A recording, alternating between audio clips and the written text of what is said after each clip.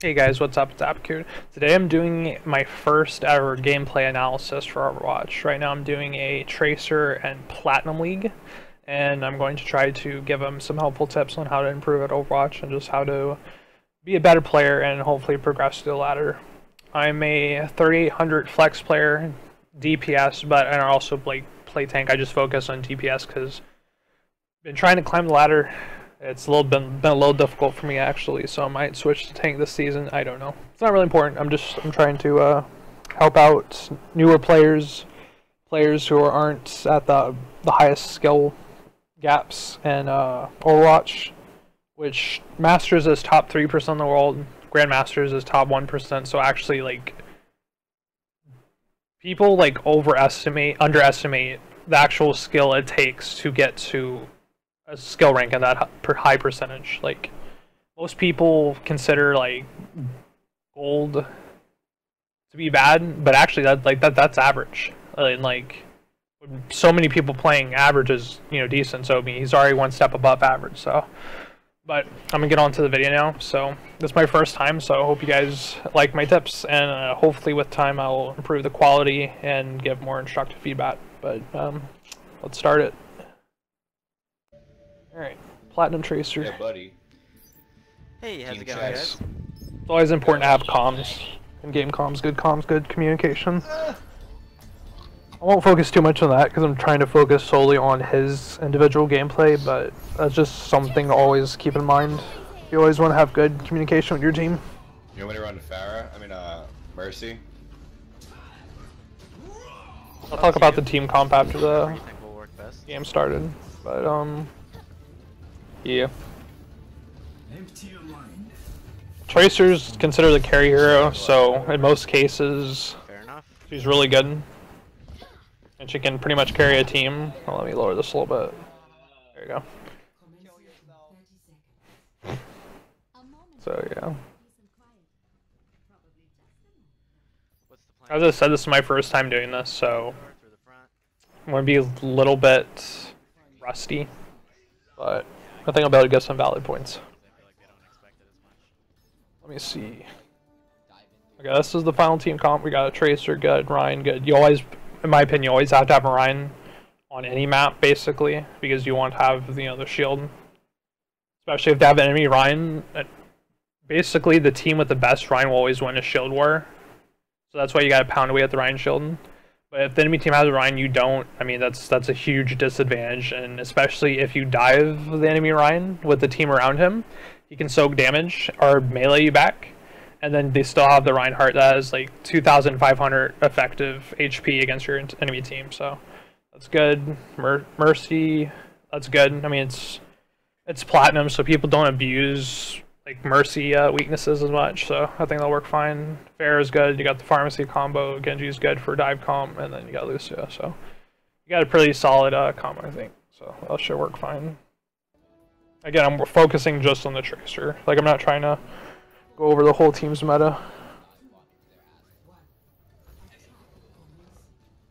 Alright. Most important thing with Tracer is to conserve your dashes, because you need to be able to use them in the right situations to get out of a bad situation. Nice. Going for the flank. I like it. Good. Tracer is something I like to call disruption DPS, so you do damage, but your focus is to get pecs and to disrupt the enemy. Nice. Good. You're taking the pressure off your team by being behind them, distracting them, because that causes them to have to look all over instead of focusing on the front line of your team, which is always good.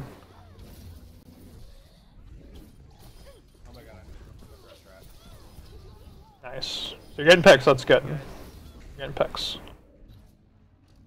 Because you want them to chase you. That's the whole deal with Tracer. You want to get behind them. You want to be a harassment. You want to get them to chase you. They don't focus on your team. It's good. Nice, getting picks. Good. You can rush that Ryan, just destroy him. Nice, good stuff. Very nice. Yeah, I thought that was well done. Okay, so they got the res, but it's a little blurry, so I didn't like see where the Mercy was at, but most of the time reses aren't the biggest deal breaker in the world. Like, people think it's the end of the world, but if you deal with it correctly, it can actually be a huge benefit to your team, in my opinion. But that, to be fair to the Mercy, that's the only situation where you can use res to protect the objective, because it's the second you cap the objective, using res at the castle, it's not going to do anything. Because you're still going to be able to push the cart, whether or not you get wiped, because you're so close to the cart from your spawn. So it's good. Good. You're chasing Lucio, which is good, but always go for the easy picks, in my opinion. I'd like always go for the Mercy, since she's like right there. Very nice. Alright. All good. You just got a bad position a little bit. Only thing you probably could have done better is you probably would have been best going underground or going through castle. Because going, when you're low in dashes like that and you're weak, the Rein, you never want to go like around a Reinhardt, because he's just going to smack you and kill you. Alright, good. That was decent, but you were in line of fire, which is not always good for Tracer. It was a good player will punish that. Good, you're doing damage, it's good. That's the most important thing, you just want to get behind them, do damage. Even if you don't get a kill every single time you shoot at someone, you're doing damage, you're being effective. Disrupting the enemy team. It's the most important thing with Tracer and like Genji and Sombra. All disruption. Very nice. Nice bomb. Because most people think you have to do like insane team wipes every time, but that's really not the case with Overwatch. It's all about positioning, meta, smart picks, smart plays. He's low. Like right now, that Ryan is way overextended. Whether or not his team died, he should have pushed back, because you can't stall an entire enemy team by yourself.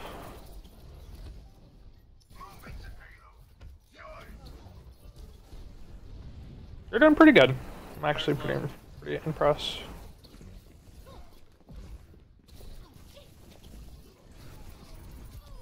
Very nice. As you get more used to Tracer, you're going to be able to learn to play more and more aggressive, and then you'll just eventually start crushing the enemy team. That's why you see like really high level Tracers, like in top 500 Grandmaster, they're absolutely insane, even against other top 500 players, because they get behind you and they are a pain in the butt to deal with. Very good.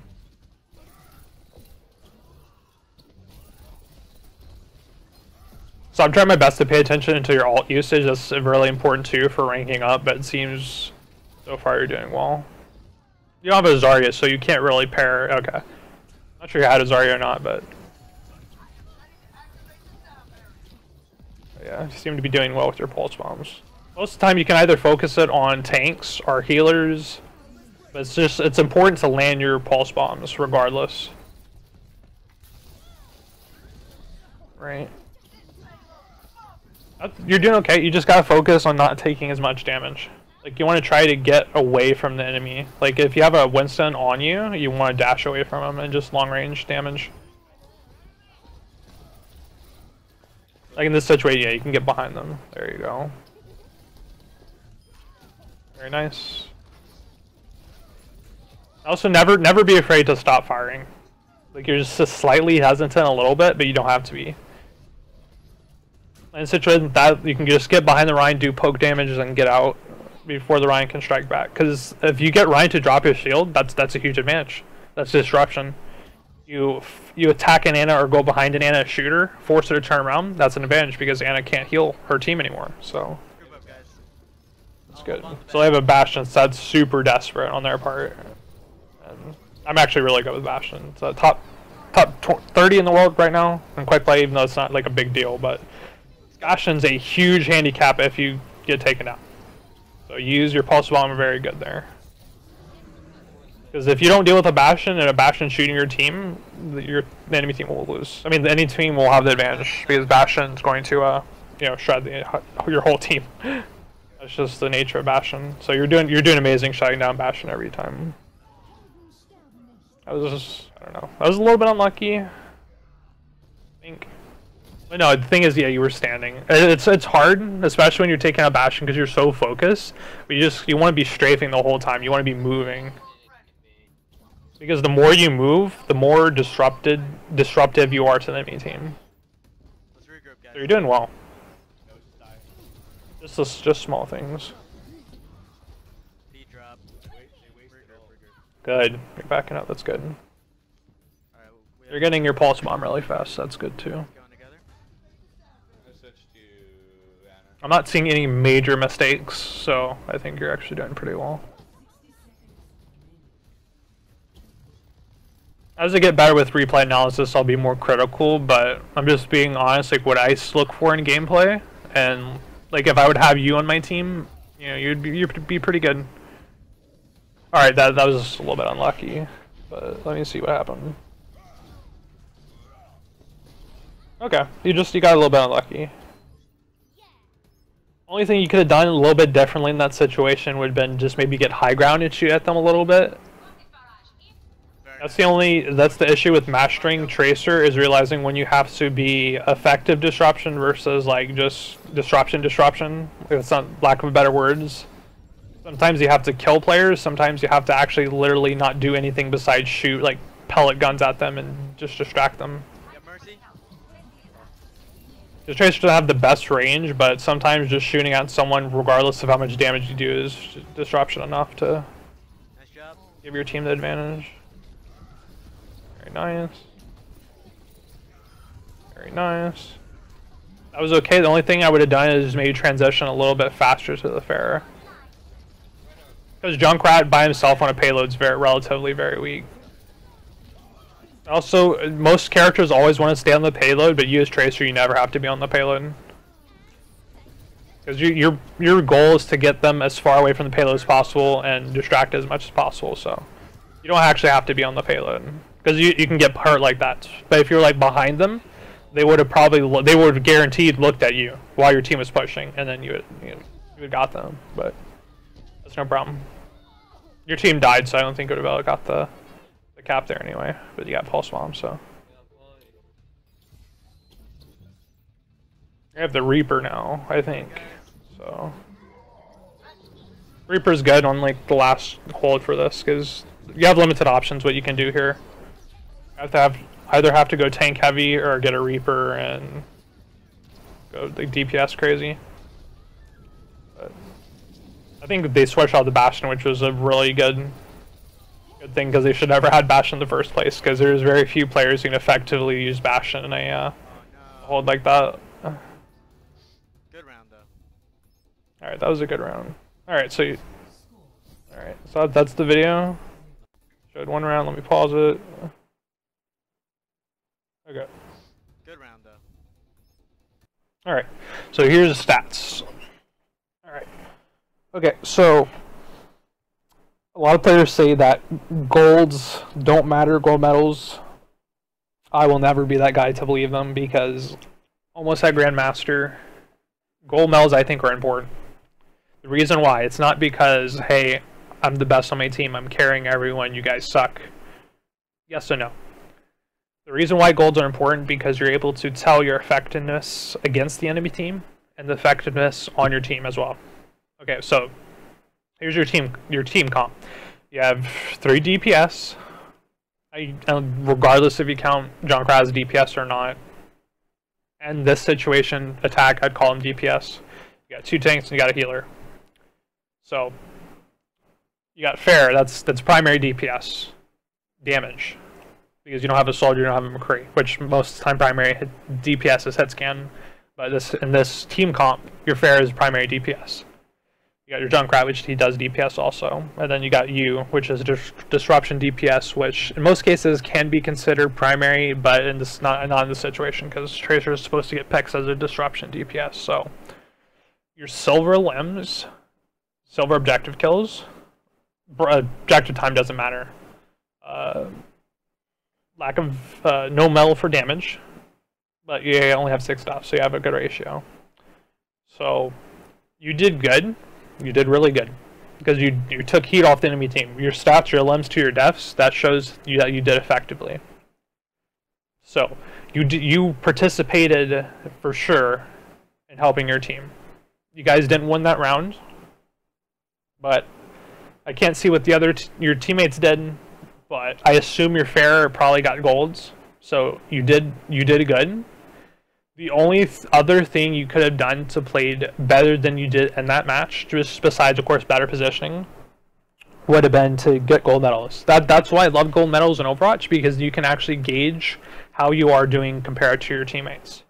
Because if you're going like 60-5 and you're going triple gold, and if you lose a round, regardless of what other people may think, if you lose a game going 60-5 when you're going triple gold and you're literally hard carrying your team and you lose, it's not because you didn't play hard enough. It's because your team, your teammates were lacking. Like that's just the facts with playing with teammates. Like you're not supposed to blame your teammates. So you shouldn't be toxic, but you have to realize to yourself when you're carrying your team and when your team's carrying you. And you weren't being carried at all. You were doing amazing.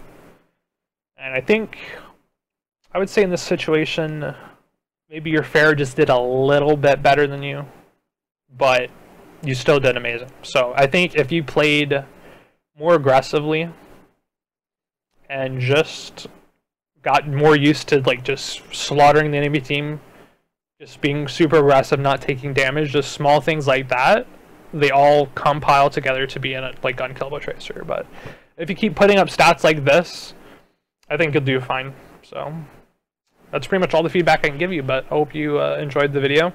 Hope you got some feedback that's useful for you to rank up. And yeah, if you ever have any more gameplays that you'd like me to see, I'd love to look at them. If anyone watching this has some gameplay that they would like me to look at to help you improve, I would love to do it. And hope this video is enlightening to all that watch it. Thank you guys so much for watching. This is Abacoot, and I'll see you later. Peace.